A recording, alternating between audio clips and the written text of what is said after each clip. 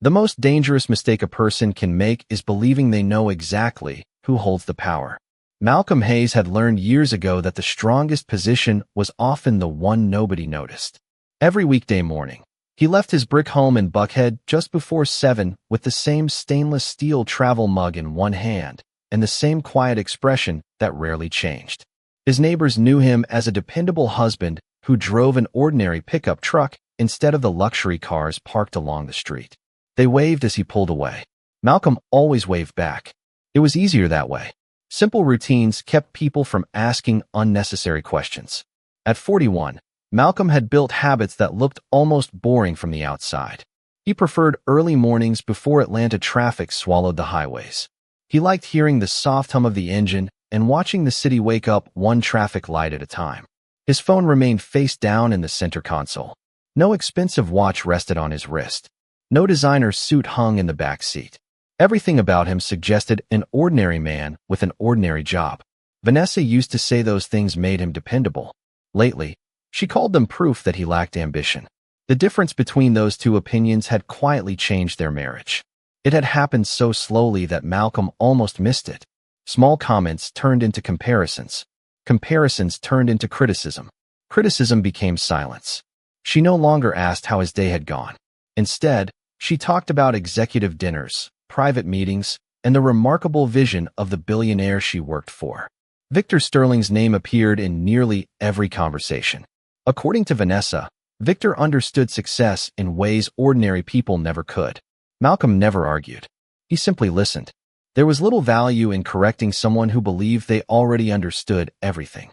That Tuesday evening, Malcolm arrived home 15 minutes earlier than usual. The house smelled faintly of vanilla candles. Vanessa stood in the kitchen, checking messages on her phone without looking up. A navy blazer rested neatly across one of the dining chairs beside an expensive gift bag with a silver ribbon. Malcolm placed his keys in the same ceramic bowl he always used. The sound echoed softly through the quiet house. "Big event tonight?" he asked. Vanessa smiled at her phone before she answered. Victor invited a few executives to celebrate another acquisition. She finally looked at Malcolm, her expression polite but distant. "You wouldn't really enjoy those conversations." Malcolm nodded once. "Probably not." She reached for the gift bag and carefully adjusted the ribbon. People like Victor live differently. They think bigger.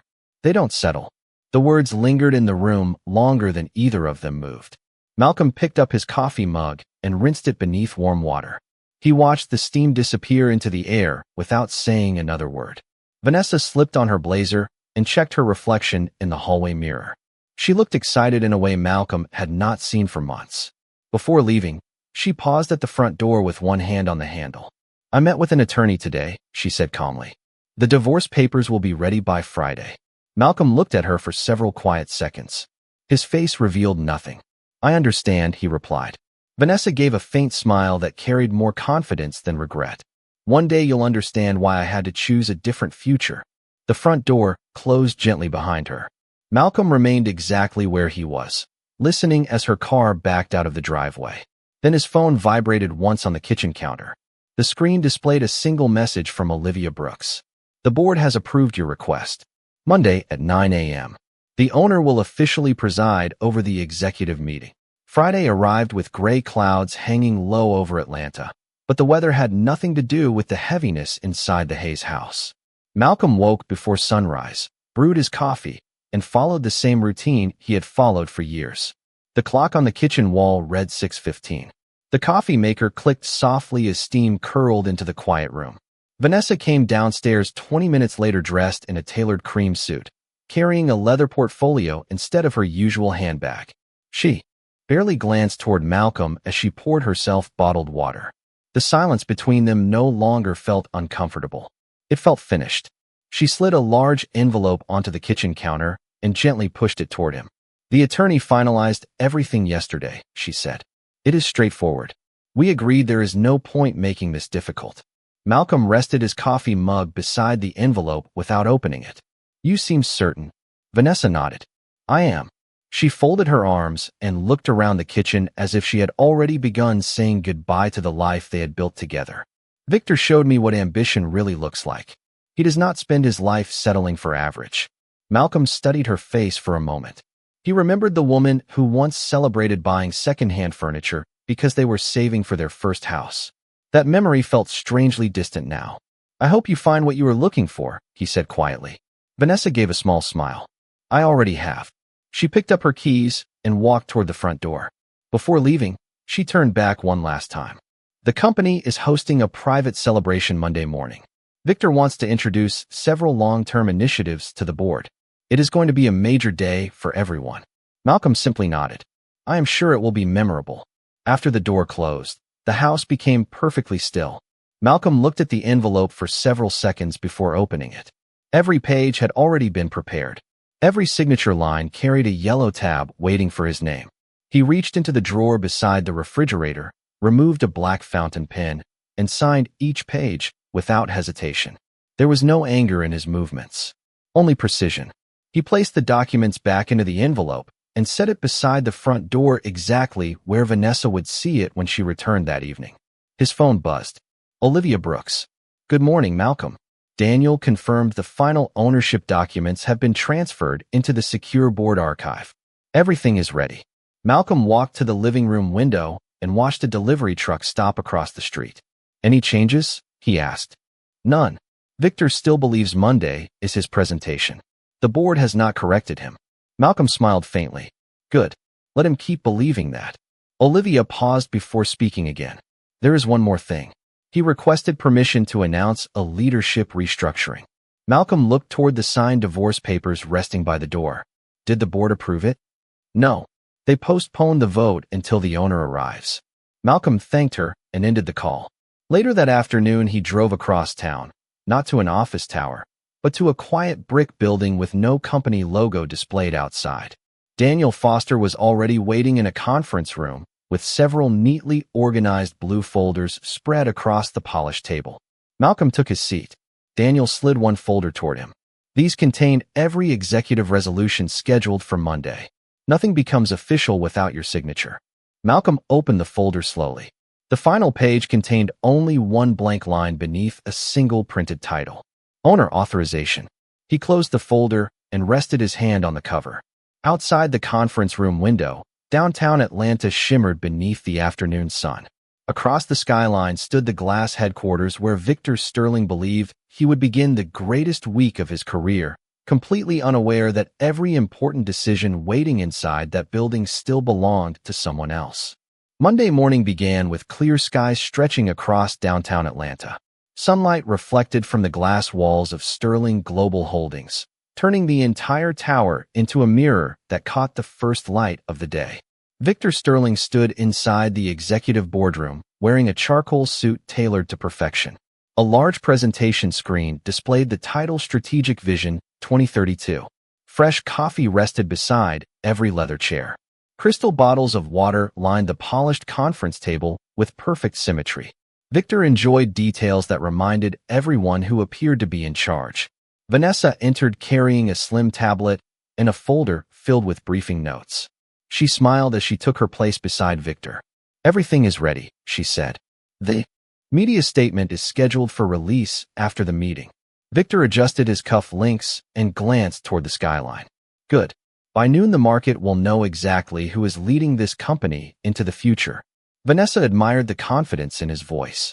During the past several months, she had watched executives rush to greet him, investors praise him, and business magazines place his photograph across glossy covers. To her, Victor represented everything Malcolm had never become. She believed she had chosen the winning side. Around the table, board members gradually arrived. Some exchanged quiet greetings. Others reviewed thick folders without speaking. Vanessa noticed something unusual. Several directors kept checking the wall clock instead of opening the presentation materials. One elderly board member looked toward the empty chair at the head of the table every few minutes before lowering his eyes again. Victor noticed it as well. "Are we expecting someone else?" he asked. Director Helen Mercer folded her hands calmly. "The meeting will begin when everyone required is present." Victor gave a polite smile.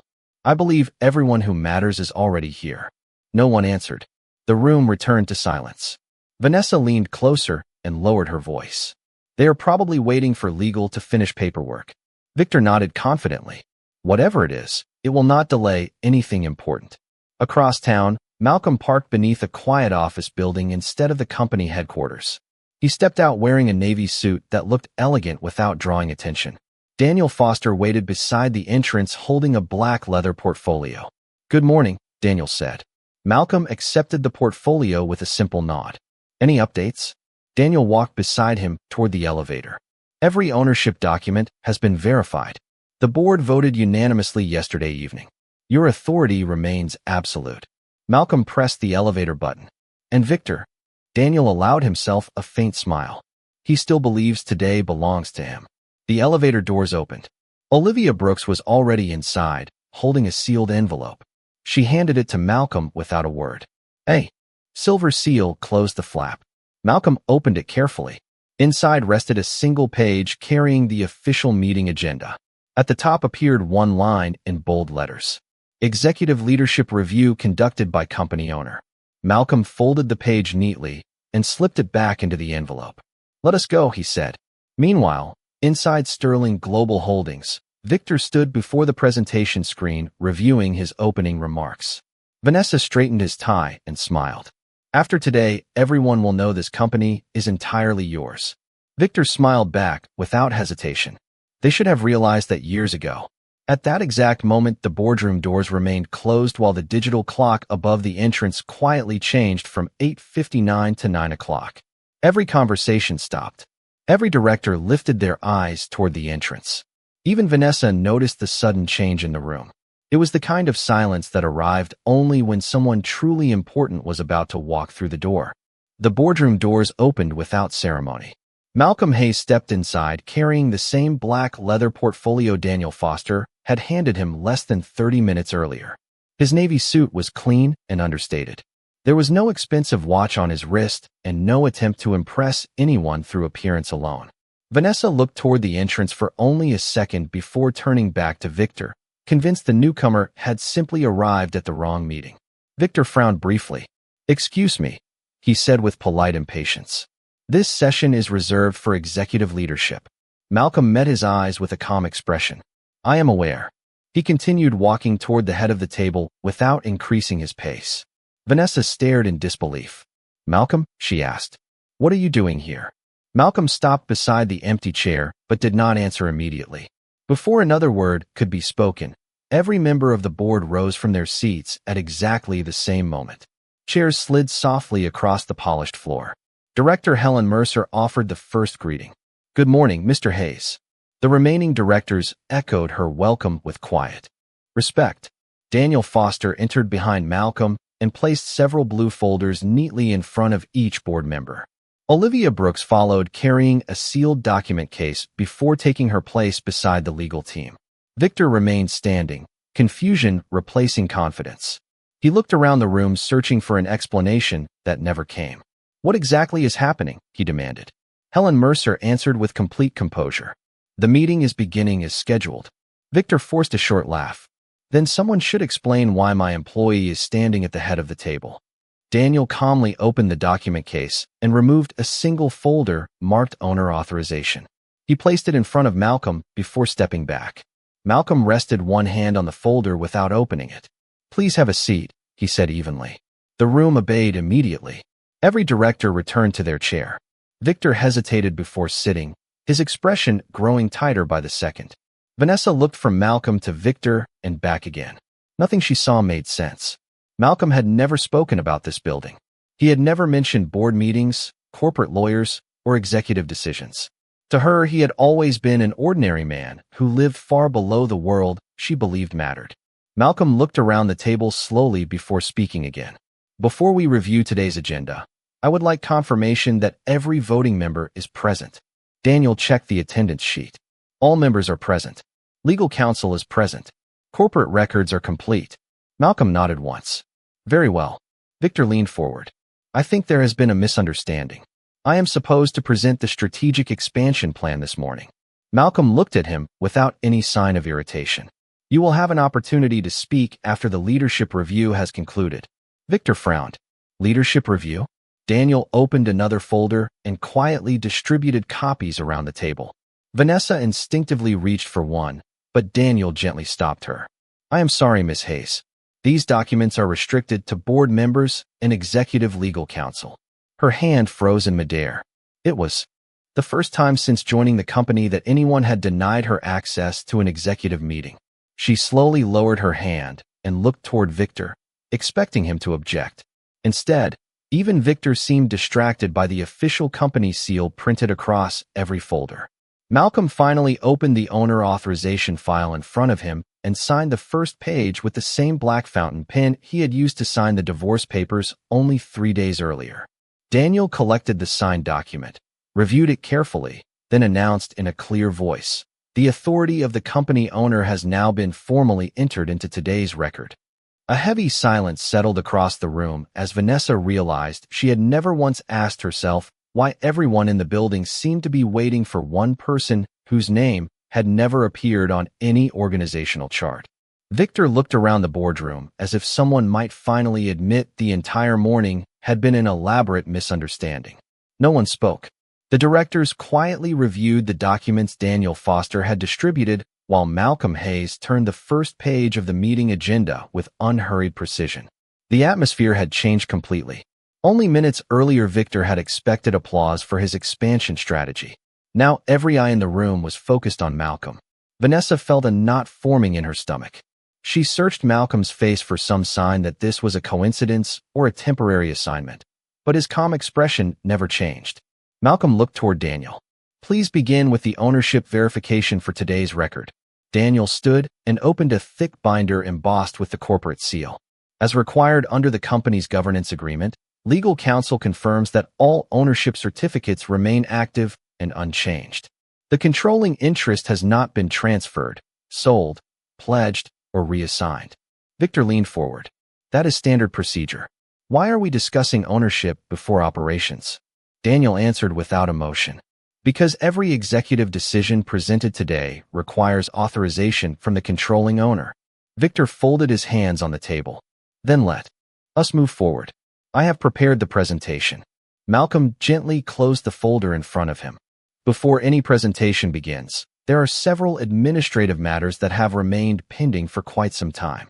Olivia Brooks activated the large display at the front of the room. Instead of Victor's presentation, the screen displayed the words Executive Authority Review. Vanessa blinked in surprise. She had personally reviewed Victor's presentation less than an hour earlier. Someone had replaced it. Victor turned sharply toward Olivia. "Who changed the agenda?" Olivia remained composed. "The agenda was approved last week." Victor shook his head. "Approved by whom?" Olivia glanced respectfully toward Malcolm before answering. "By the office of the owner." Those words settled over the room with unexpected weight. Vanessa remembered every conversation she had ever heard about the mysterious owner whose identity had never appeared in annual reports or public interviews. Employees often joked that the company was controlled by an invisible investor who preferred complete privacy. No one had ever connected that story to Malcolm, not even for a moment. Malcolm calmly folded his hands together. "Mr. Sterling, before discussing future expansion, the board must first evaluate executive leadership, financial oversight, and compliance with internal governance policies." Victor forced a confident smile. "I welcome any review. My results speak for themselves." Malcolm nodded. "Results are important. Accountability is equally important." Daniel opened another folder and handed copies to each director. Charts, reports, and signed internal memorandums appeared across the polished table. Vanessa could not read the documents from where she sat, but she noticed several directors quietly exchanging thoughtful looks as they turned each page. Malcolm remained silent, allowing everyone time to review the material. The silence itself became uncomfortable. Victor finally broke it. "If this review is complete, I would like permission to continue with the strategic acquisition announcement." Malcolm looked directly at him for the first time since entering the room. "There will not be an acquisition announcement this morning." Victor frowned. "Excuse me." Malcolm reached for the black leather portfolio he had carried into the room and removed a sealed envelope bearing the same silver emblem Vanessa had seen only on confidential legal documents. He slid it across the table toward Victor. "Before we discuss where this company is going," Malcolm said in the same calm voice he had used throughout the meeting, "there is something you need to read first." Victor looked down at the unopened envelope while every member of the board remained perfectly still, waiting for him to discover what had already been known by everyone else in the room. Victor looked at the sealed envelope for several long seconds before breaking the silver seal with careful hands. The confidence that had carried him through the morning remained on his face, but it no longer reached his eyes. He removed the documents one page at a time. The first page displayed the official corporate ownership registry. The second contained certified legal verification. The third listed the governance structure that had been in place since the company had first been reorganized nearly a decade earlier. Victor read the name at the top of every page twice before slowly lifting his eyes toward Malcolm. "This cannot be correct," he said quietly. Daniel Foster folded his hands in front of him. "Every document has been reviewed by independent counsel and filed according to state and federal corporate requirements. The records are authentic." Victor turned another page, searching for a mistake that never appeared. "Malcolm Hayes," he read aloud, almost as if speaking the name might somehow change it. "Controlling owner." The room remained perfectly silent. Vanessa stared at the papers in Victor's hands before looking back at Malcolm. Her expression shifted from confusion to disbelief. She remembered every ordinary morning, every simple dinner, every conversation where she had assumed Malcolm lacked ambition because he never talked about wealth or status. Suddenly those memories no longer fit together. "Malcolm," she whispered, "what is this?" Malcolm met her eyes calmly. "The truth." Vanessa shook her head. "No, there has to be some explanation. You never said anything." Malcolm answered without raising his voice. "You never asked." Those 4 words settled over the room with more weight than any argument could have carried. Victor placed the papers back on the table. "If you own the company all this time, why allow everyone to believe otherwise?" Malcolm rested both hands on the polished table. "Because leadership is easier to evaluate when people reveal who they are before they know who you are." Several directors exchanged quiet glances. It was clear they had heard that philosophy before. Malcolm continued, "People make honest decisions when they believe there is nothing to gain. They make very different decisions when they think someone powerful is watching." Vanessa lowered her eyes. Fragments of the past several months replayed in her mind. Every compliment she had given Victor. Every criticism she had directed toward Malcolm. Every assumption she had made because she measured success by visible wealth instead of character. Daniel activated another screen. A timeline appeared showing the company's ownership history, each legal transfer ending with the same name that now sat at the head of the table. There had never been another controlling owner. Malcolm had simply chosen privacy over recognition. Victor leaned back in his chair, still trying to recover. Why remain invisible? Malcolm answered immediately. Because companies should succeed through good leadership, not through the personality of one individual. Helen Mercer nodded in agreement. That principle has guided this organization from the beginning. Olivia Brooks opened another folder and quietly placed it before Malcolm. The executive review materials are complete. Malcolm thanked her with a slight nod before looking toward Victor once more. This meeting was never intended to celebrate appearances. It exists to evaluate responsibility. Victor looked toward the directors, hoping someone might defend him, but every member remained focused on the official documents before them. Vanessa felt the distance between herself and Malcolm growing larger with every passing second. She realized she no longer understood the man she had married.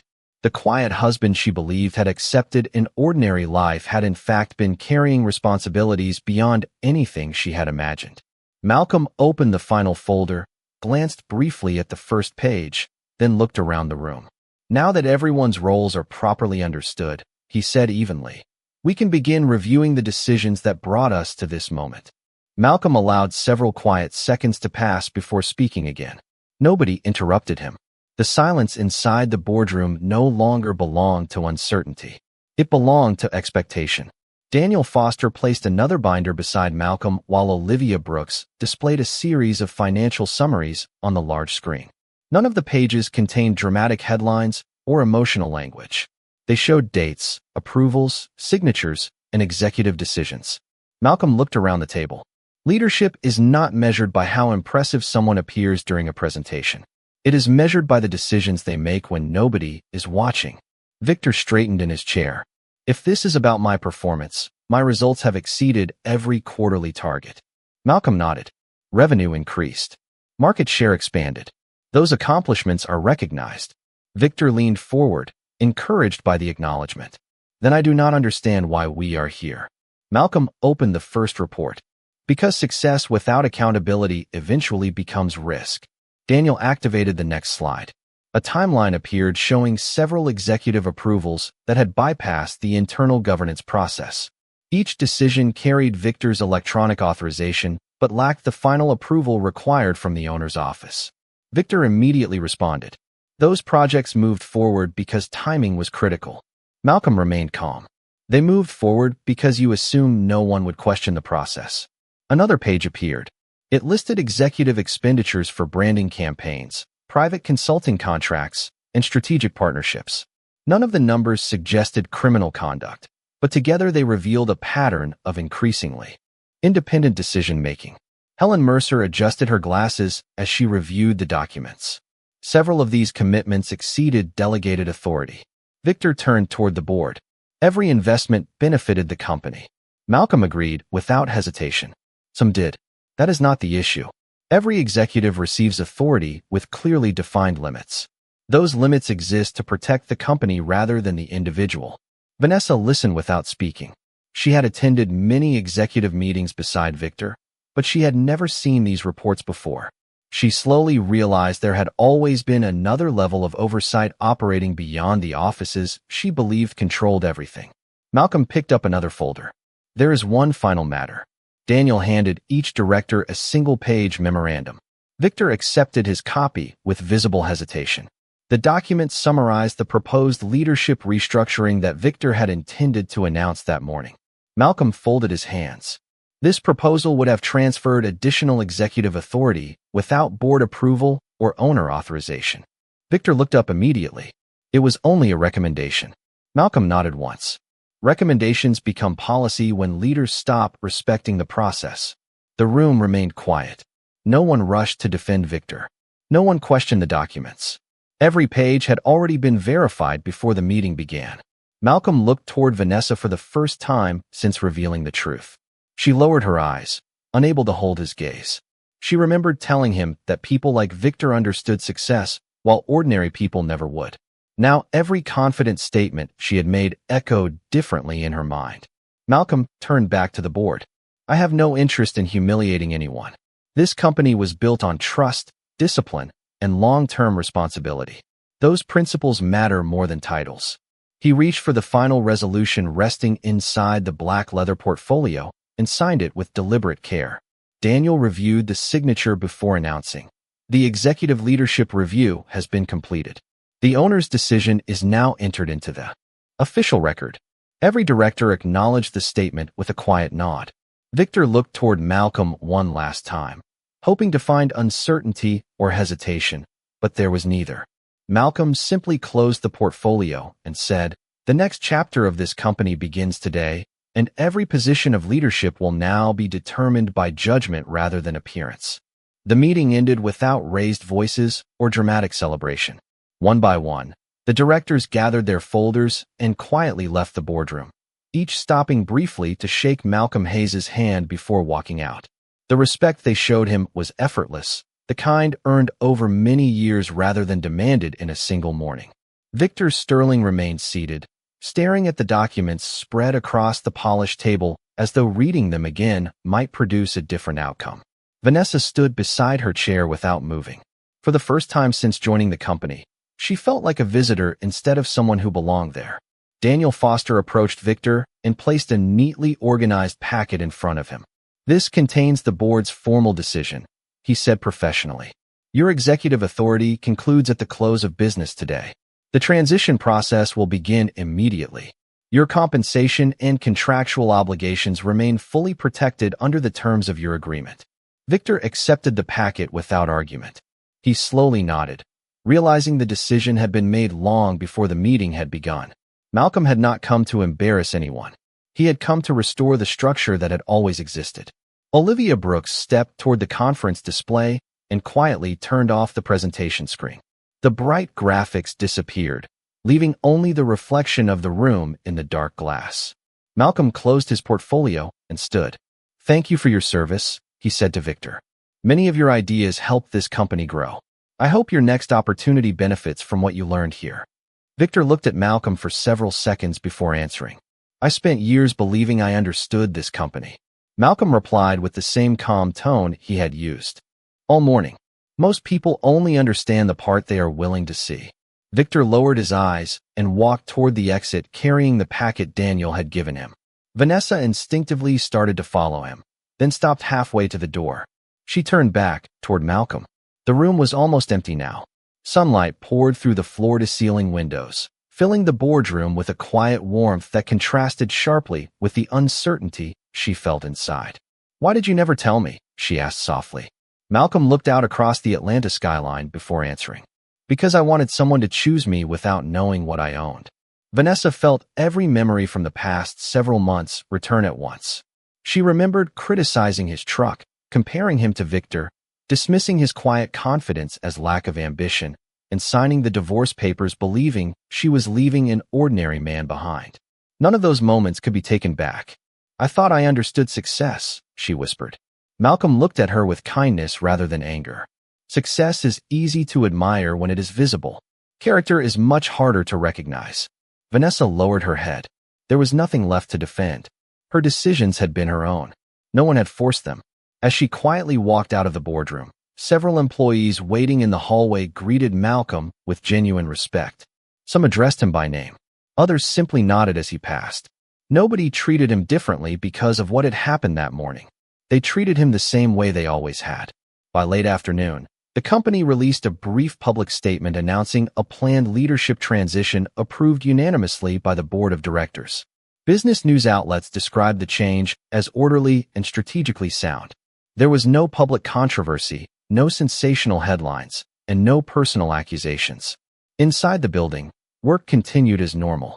Malcolm stood alone beside his office window holding the same stainless steel travel mug he carried every morning. His phone vibrated once.